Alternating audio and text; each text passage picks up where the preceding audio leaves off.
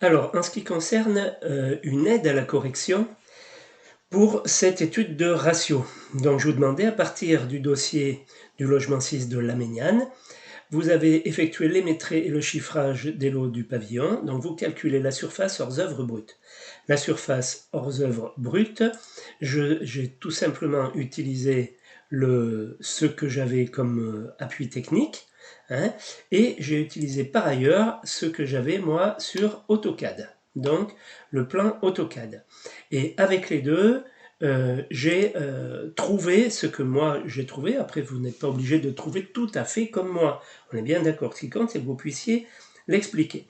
Donc la surface hors œuvre brute, par exemple, 12,85 par 10,23 au niveau du rez-de-chaussée, eh bien j'ai pris moi, alors ça c'est l'étage, donc je suis allé au rez-de-chaussée qui doit être par ici, ça c'est le plancher bas du rez-de-chaussée, ça c'est l'enduit de soubassement, le soubassement, les fondations, donc tout ça c'est pas bon, c'est ici que ça doit se passer.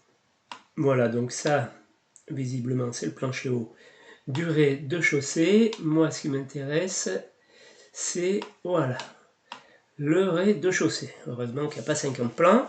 Donc là, comment j'ai fait? Eh bien, j'ai calculé la surface de ce rectangle-là entier, à laquelle j'ai retranché cette surface-là, là, et cette surface-là. Voilà. Pour trouver la surface de la maison en hors-œuvre brute.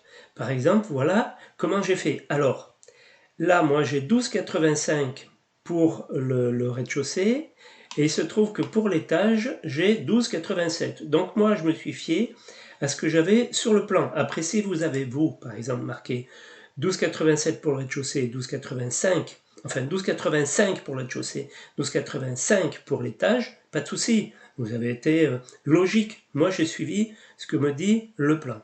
Et j'ai donc déduit les deux surfaces dont je vous parle, 9 m 11 par 4,04, 4,10 par 4,34, par 3,44, alors qu'à l'étage, c'est pas tout à fait pareil, c'est 9,11 par 4,04, ça c'est pareil, mais c'est 3,52 par 3,44. Voilà.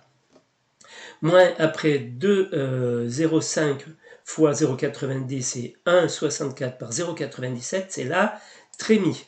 Voilà. Donc pour la trémie, j'ai des cotes, moi, qui sont 2,05 par 0,90, et puis après un peu moins, parce que là j'ai 41, donc 2,05 moins 41 par 0,97. Voilà donc comment je m'y suis pris pour trouver la surface hors œuvre brute. J'arrive à 159 mètres carrés 87. Voilà. Pour la chaune, je suis parti de la chaube et j'ai déduit ce que j'avais à déduire, donc 6,35 par 3,32 fois 2. Alors, où est-ce que... Alors, il faut que je revienne là, ici, sur ma chaune. Surface à déduire de la chaube, les toitures terrasses, voilà, toiture terrasse. Donc, que ce soit le garage ou la toiture terrasse, moi, en vérifiant les cotes que j'avais sur le plan, j'ai 6,35 par 3,32 dans le garage, et j'ai considéré que c'était la même pour la toiture terrasse. 159 moins 42,16, 117,71. La surface habitable, donc là, j'ai déduit les murs. Comment j'ai fait pour déduire les murs? Eh bien, je suis parti du plan, que j'avais, le plan, voilà, par exemple, du rez-de-chaussée, et j'ai calculé la surface, comme j'ai la surface extérieure, j'ai calculé avec l'outil qui est ici, mesurer la surface. Je suis parti, donc je vous le fais vite fait, mais bon, vous avez compris le principe. J'ai calculé la surface que j'avais ici, alors j'ai fait des zooms, là je vous le fais très très vite, PAM, total, et donc j'ai trouvé ici une certaine surface. Là, je ne peux pas trouver, ça serait un coup de bol que j'ai la même, parce que j'ai été très vite. Mais donc, le principe, c'est ça. Donc, pour le rez-de-chaussée, 80 mètres carrés 56 moins 45,22, c'est la surface, donc cette surface-là. Et les 20 et 95, c'est la surface du garage. La surface du garage, elle m'est donnée. Donc à partir du moment où elle m'est donnée, je ne vais pas chercher plus loin. Voilà. Donc, idem après pour l'étage, j'ai la surface, j'ai déduit la surface et j'ai 20,69, c'est pas tout à fait la même.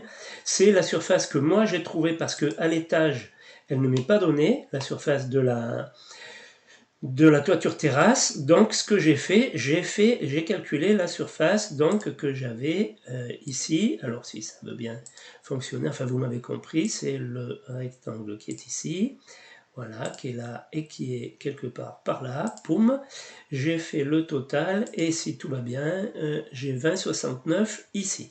Voilà, donc j'ai déduit les 20,69 et après j'ai déduit les cloisons. Alors les cloisons de la même manière, je me suis servi de ce que j'avais, de ce que je connaissais, c'est-à-dire la surface de chaque pièce. Ici, j'ai fait un truc un peu à l'arrache parce que j'ai pas vraiment. Il va me manquer peut-être ce petit bout ici de cloison qui ne sera pas décompté.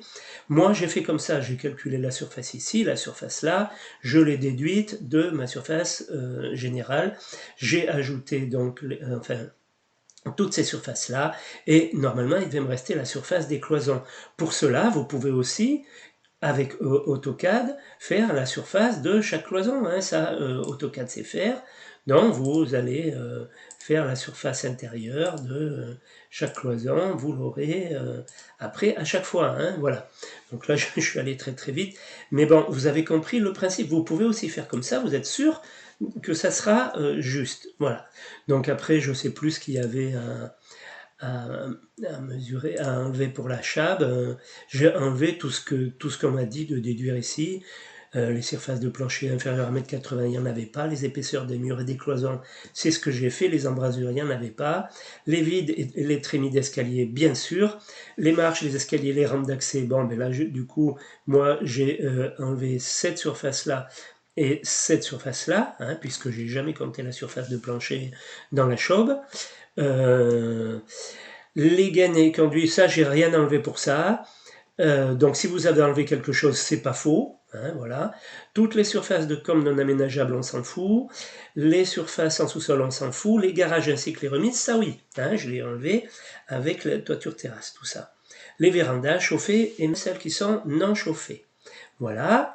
Donc là, j'arrive à une chape de 99 mètres carrés, 99.